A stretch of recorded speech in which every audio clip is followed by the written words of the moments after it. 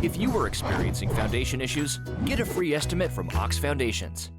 It is now 7 minutes before the hour, and Sylacauga Mayor Jim Heigl joins us for a few minutes this morning. Mayor, good morning to you, sir. Good morning, Jimmy Dale. Annexation, we're plugging in annexation, and also a number where we don't want to be. We're in the top 15, but not the top 15 we wanted to be. That's true. You know, the nation is 60.1%, and the state of Alabama, I think, is 58.8%. We're a little bit behind the national average, you know, but countywide, I think the county's about last night. Now, this is going back a couple of weeks on mine. I think a new percentage came out last Wednesday, but the county was at 47%. But the last time I talked to Sherry Nelson over the southeast area in Atlanta, she said that Sylacauga was at 57.7%. I tried to reach her last Friday, but apparently they're off on Friday, so I didn't get an update on that, but I will this morning. Yeah, a number of cities were down, and we talk about the census itself. Why is the census so important? With money. It started way back, 1775, somewhere, the Congress of the United States. And you were just young then, right? Oh, yeah, I was a young guy then. I remember it very well, Bunker Hill and all them good places, you know. But really, I think, I looked at it some time back, near as I can recall, I think we were under 200,000 people back then, you know. And we've grown over the years, but it means a lot to the city of Sylacauga. It means a lot to the state of Alabama. 1/3 of the state of Alabama's budget depends on federal money. So that's very important. And actually, it's important to us through ADECA, through LWCA, to LDOT programs. All this is federal money come through the state and come through the state into the communities. And your head count means a lot. You know, we need to stay above over 12,000 in population to maintain what we've already have. Just say those numbers continue to trend downward. How can that adversely affect us? Well, we drop below 12, and then the mayor is no longer executive and legislative. It all comes to the council, and the mayor come together, and the mayor will charge the councils. You know, we don't want to, hopefully we don't want to go there. We want to grow. We want to get bigger and better and provide better service to our people, the Sylacauga. And I think we're going to be all right. I don't see that us dropping that far. Now, we have through the end of the year, is that right? We have. We got to the end of the year. I don't know exactly, the census figures are supposed to be in the president's desk by the end of the year. I don't know, December 31st or whenever that is, you know. I'm not into it that deep. We don't know which president it'll be either. I know a lot of our people, but we got a little relief from the virus, you know, and a lot of people is getting a little comfortable, too comfortable, really, because some of the figures are starting to kick up a little bit. But a lot of people, they've gone off now. They've gone to their vacations and all that, enjoying the summer and everything after being locked up there for a couple of months. But they'll be coming back, and we really need to hit our census hard. We've got to count these people. It doesn't take long at all to fill out the census paperwork. It doesn't. It's a matter of just the minutes, you know, just the head counts and number of people in your house, you know, and siblings, and you can call it in on the phone. You can go put it on your laptop and do it electronically, or else just go ahead and fill it out and mail it back in. Yeah. It's very simple. You got 3 ways to do it. At one time, you didn't have that option. But it's more comfortable for our people today. And please, if you haven't done it yet, do it. Talk to your friends, your neighbors, ask them, have they turned in their census yet? We'd like to know. They need to do it. It's for the betterment of Sylacauga. And one of the keys you're talking about there is talking about it. We're not talking about it enough either. We need to build it up. Well, the virus kicked us back a little bit, and that was a big thing. Then we got other issues throughout the nation, but we need to take care of our home people and let that grow. Nearly 60% of all Alabama cities and towns lost population between 2010 and 2019, according to the new census estimates, but some are shrinking faster than others. 3 of the state's 4 most populous cities, Birmingham, Mobile, and Montgomery, lost people between 2010 and 2019. Where are people going? That's what I'd like to know. Last I heard, everybody was coming out of California to Texas to Alabama, and we're getting airplane factories down there, and I guess a lot of people left the car industries in our area. They're trying to get it back together again and bringing all their people back. Hopefully they'll come back in. Yeah. I'd like to know myself where they're going. Talk about the annexation a little bit. Oh gosh, we did quite well this past year, thanks to our code department and hard work and people going out there and the camp and several others in the city that we got 47 people who annexed into the city of Sylacauga. These were people who had children already in our school system and wanted to come in because it cost them about $1,500 a year, if they wanted to. And that was the main reason they want to annex into the city. Of course, we had to make sure we could provide them with police protection, fire protection, and also street and garbage disposal, garbage pickup. And we went to the house of Ron Johnson. He was a big help with us. We put it in the house. We had 7 non-contiguous properties. These were properties that did not touch the city limits of Sylacauga. And Ron got it through the House, and Jim McClendon got it through the Senate for us and got it to the governor's desk. The problem with these 7, we will not be able to count them in the census because it came in after April the 1st. So we can't count anything after April the 1st. I got tickled. I said, I'm sure we got some ladies out there getting ready to deliver. I said, can we count those babies? I said, yes, if they're born before April the 1st. But the census is very important. We've been very fortunate in our annexation. That shows we're growing. That shows we're doing something in Sylacauga. People want to come to Sylacauga. They want to come into our school system. They want to be able to get to our hospitals. They want the quality of life that Sylacauga has to offer, and they know more quality of life is coming. Annexation, Mayor, is not something you just snap your finger and it's done. No. Well, it can be handled, if they're contiguous. If they touch city property, that's not a problem. But if you don't, you're outside. We have to watch out. We can't go up just so far. But then if they're not touching city property, then we have to go to Ron Johnson and Jim McClendon and ask for their help to put it through the House and the Senate and have the governor sign off on that. Because we got to be careful. You don't want to reach out too far where you can't provide the services, because that's not right. If we bring you in, we got to provide you the service that you deserve as a citizen of Sylacauga. The census itself, maybe people are watching this morning and say, well, I don't even have the census paperwork. What do I do? Where do they go?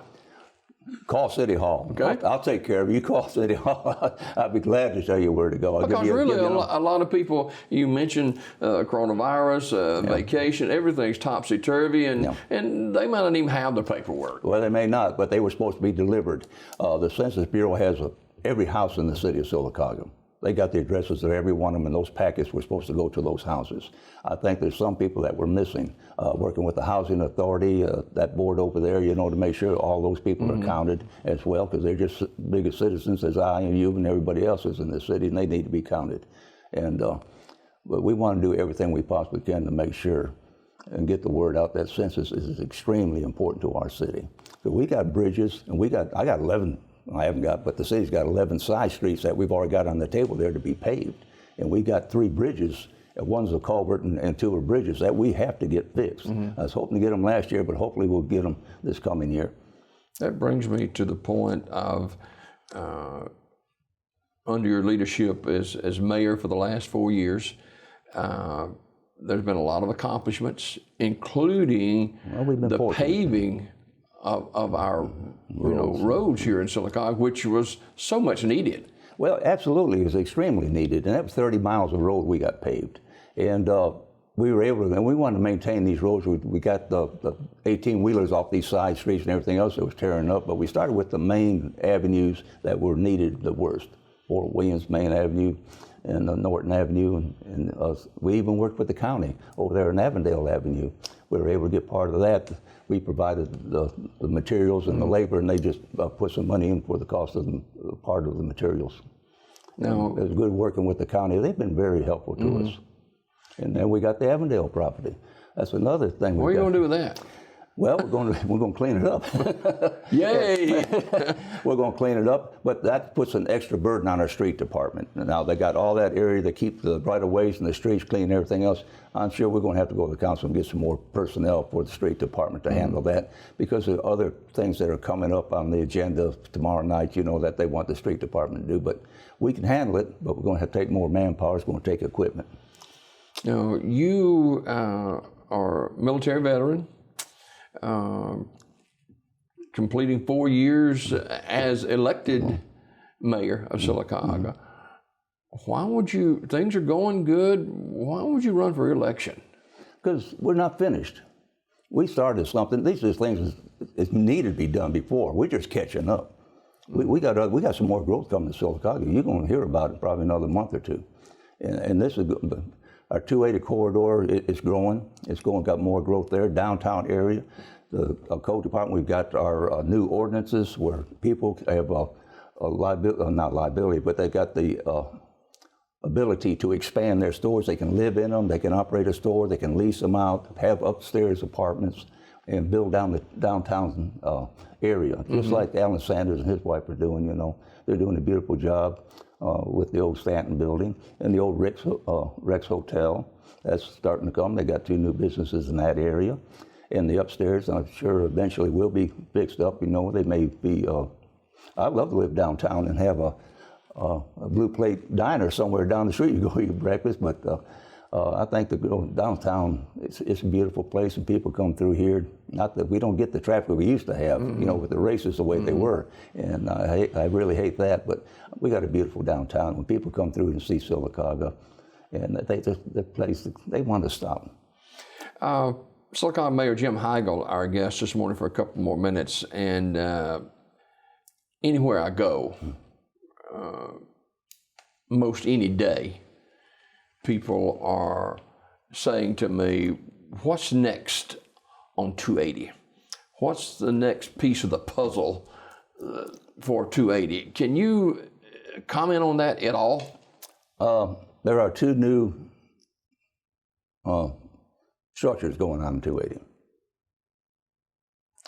It's still got some time to go yet, but they're still in the process. But we are looking at least 2 more establishments though. Are these 2 establishments, will they be eye openers? Oh yeah, everything with 280 is going to be an eye opener. It sure will be. Okay. Yeah, it will. We got a lot of opportunities here. We need to take advantage of it. We got to get away from the status quo and start opening ourselves up to the future. And things are going to change. The virus taught us a lot of things. We're going to have to get into some software now that we can relate to the public, where they won't have to come in there and sign this and go up there and sign that. You know, the world's changing. We got to change with it. And like I said, you asked me why run again, because there's more that's got to be done. Like I said, we got 2 bridges and a culvert that has to be fixed.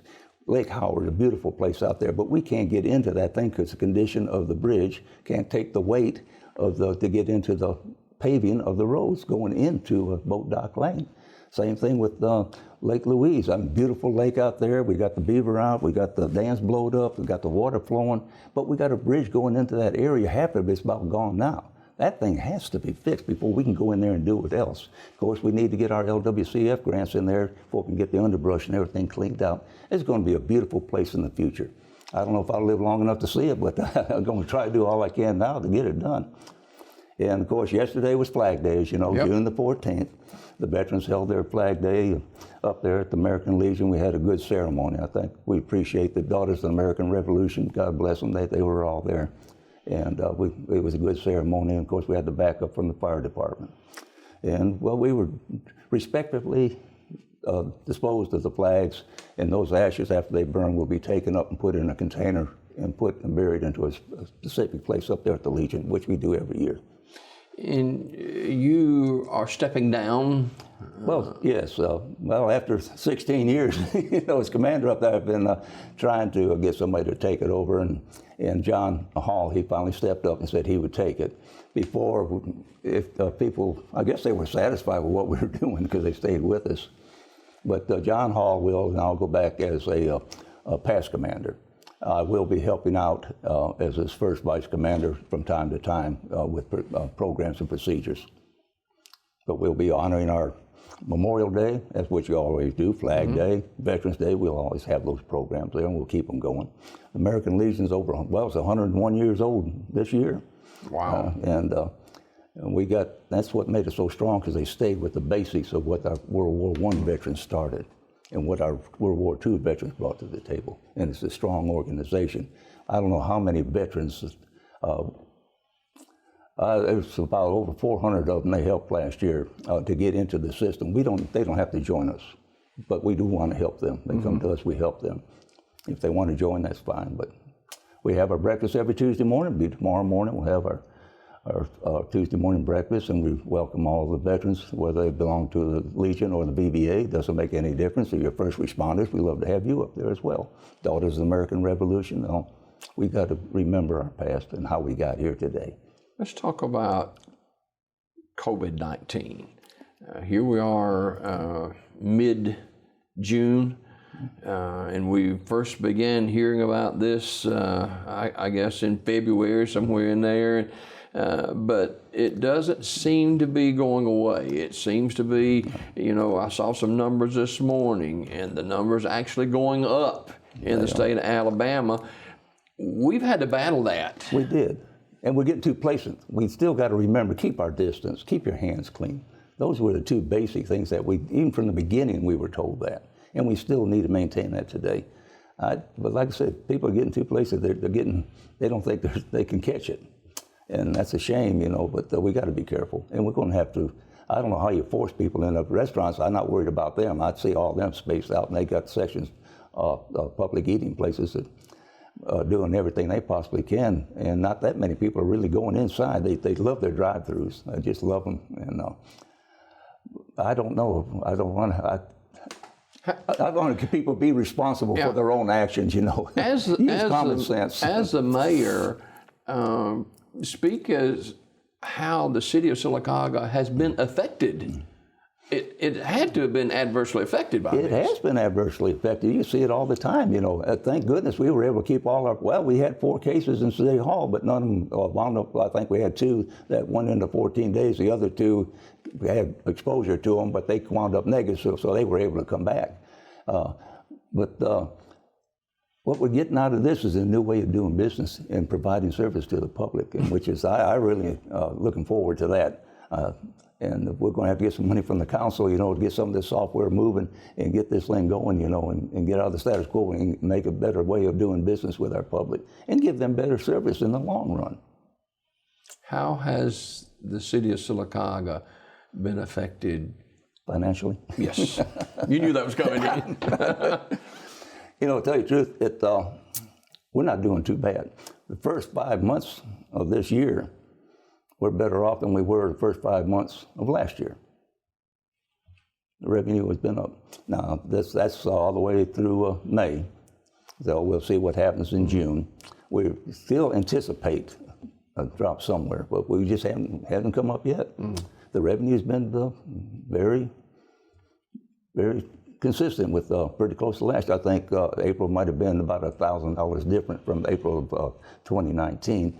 But after taking the 5 months, we're actually several thousands of dollars ahead. And we'll lose some dollars from race weekend because... We will. People coming through here, that'll affect some of our businesses and our restaurants and retailers. I wouldn't surprise me if it does drop. We'll look at it in the end of June and see what we got in the end of June. But I was surprised that the first 5 months, how well we were compared to the first 5 months of 2019. We were above that.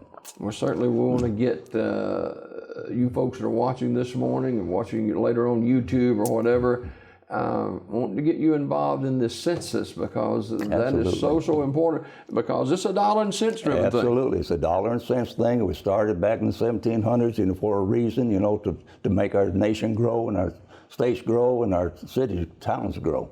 And we need the revenue, and that's what keeps us going, the revenue, and provide the service. This city is here to provide you with the best service it can possibly provide you with. Police, fire, sanitation, streets, all that stuff is important. And to get people to come to Sylacauga, we got to maintain a pretty city. We got to keep a clean city. We've got a $250,000 demolition grant. That got kicked back a little bit because of the virus. And we got this $250,000. We're ready to go get rid of these old structures. And then they came, wait a minute, we got to come down there and look at these structures and make sure there's no historical value to them. I said, ooh. So when they come and they told us that, next thing we know here, we were looking at a virus. So that put them back because they had to put some of the people off. They had to lay them off or set them back, Sylacauga the Beautiful. I've heard this all of my days, I guess. Yeah. Sylacauga the Beautiful. Coronavirus has affected that because we're not being able to get out and do some things as far as cleanliness is concerned to keep our city as beautiful as we want it. Well, yeah, the street department is still working, and a lot of people have moved out and they've still got the curbside household goods what the street department picks up. But main buildings, city buildings and school buildings and all that, they really maintain their grounds. It looks good. And the main thing is brought in, of course, the library. They always do a beautiful job. Always wanted City Hall to look as good as they could. And City Hall does good. We got a good man taking care of our grounds over there, and he does a beautiful job of it. But we need to get to the outside areas, clean up those places, make it more attractive. One thing, if I look at streets, I go into a neighborhood, I can think of one right off the bat, and it's a good neighborhood there, but these streets are all patched up, tore up and everything. They need to be replaced. All this, we need to put decent roads down there to keep the quality of their home up. Mm-hmm. And one thing that bothers me, when people don't maintain their home, and then we send Doug Camp out there to talk to them, because when you don't take care of your home, you're depreciating the value of this person next door to you, and it's not fair to them. But yet we do not have the teeth or the ordinance that we can make them do it. We can go to them, talk to them, and ask them to take care of it. And 99% of them will do it. And finding people who have homes around here that is owned by banks somewhere in Birmingham or wherever, finding those people and running them down and say, listen, would you mind cleaning it up? I mean, Doug's real good at this, and talking to them, he can run them down and find them and try to get these people to keep their yards clean and keep their houses halfway decent, to create a new quality of life, and help the other person next door to keep the value of their homes up. All right. Sylacauga Mayor Jim Heigl, our guest this morning, and Mayor, always a pleasure. Appreciate you updating us on the census. I appreciate it, and please do talk to your neighbors, talk to your friends, anybody you come across. Ask them, have you taken the census count yet? All right. We got more Daybreak just ahead. Don't go away.